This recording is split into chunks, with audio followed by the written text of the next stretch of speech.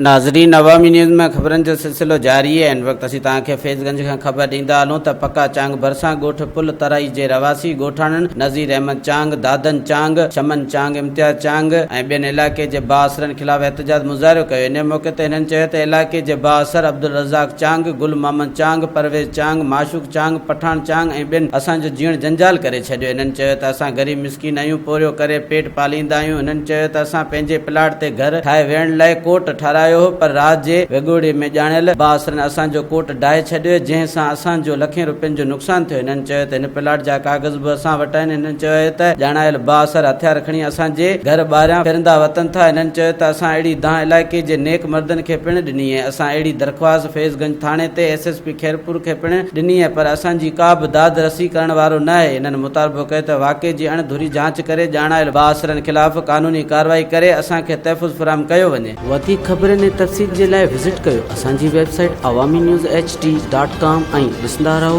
Awami news HD।